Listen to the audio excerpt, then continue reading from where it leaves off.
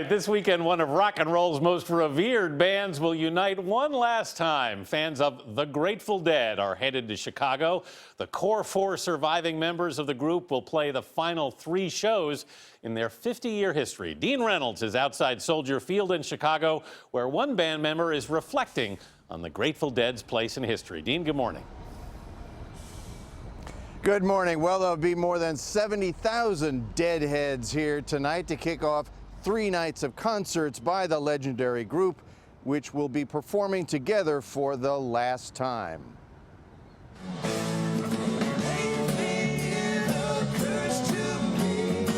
Half a century after they started, members of the Grateful Dead just keep trucking on. That's the magic about this music. It goes through all those generations. Got 2 reasons why I cry away each lonely night. Bill Kreutzmann was the drummer in 1965 when the Dead came alive. Now 69, he would be the first to acknowledge what a long, strange trip it's been. Because after the best shows, I'd go out and have the most outrageous times.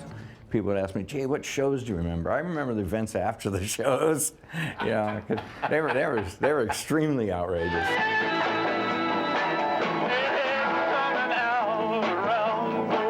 The shows were extremely wonderful, you know, but the energy doesn't stop when the show's over.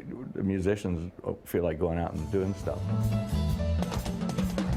Their followers still recognize Kreutzmann, his fellow drummer Mickey Hart, bass guitarist Phil Lesh, and rhythm guitarist Bob Weir.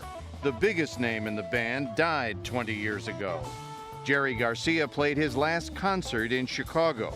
So there's going to be about 65,000 people here. Something like that, yeah. Which is why his bandmates agreed to have the last stop on the Fare Thee Well tour be here at Soldier Field. 2 shows in Santa Clara, California last weekend opened the tour with help from keyboardist Bruce Hornsby and Fish lead singer Trey Anastasio. These guys are all in a good place. Peter Shapiro is the tour's promoter. The fans all knew the 50th anniversary was coming. The fans wanted something. It was the right thing to do. And that this was the right way to do it. Did you think when you started that it would be this big? We thought it'd be great, but we didn't expect here, like this weekend, we're gonna be going live to concert venues around the country.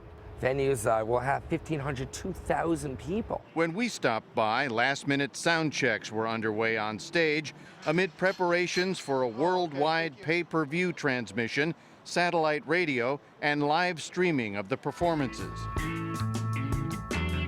That's appropriate because the Grateful Dead was never a top 40 band, never much of a studio band either. Live performances are what made the magic for Deadheads from 20 to 70. You know why? This style, I mean, it's the great American songbook. These are songs people grew up with. In an interview in 1989, Jerry Garcia spoke about those fiercely devoted fans. It's not like a showbiz audience, you know what I mean? They come as much to be there and enjoy each other, probably. The experience is still rewarding for them for reasons that may not have anything to do with the music, but just the idea of being someplace and celebrating their own existence or something like that. It went along with all the trademark jamming and improvisation, and the songs never played the same way twice. Bill Kreutzmann says he savors his time in the band and has written a book called Deal about drumming, dreams, and yes, drugs. I was amazed that I could still remember so much. I feel blessed, actually. And you know, this is why. Is on a daily basis, especially around shows, fans will come up to me and say, you know, Billy, you changed my life. I can't imagine you guys stopping. You know, I mean, I'm thinking you're going to do like your whole show and then like 25 encores, you know. 'Cause will it be at the There'll end? probably be a tear in my eye, you know. When you've done so much far out stuff with people, to all of a sudden say it's over, it's kind of sad. While it will soon be over for the Dead, the individual performers have their own separate bands, and they say they'll continue to make music and undoubtedly to keep trucking on. Benita? Dean, thank you. Man, I wish people at home could have heard your commentary.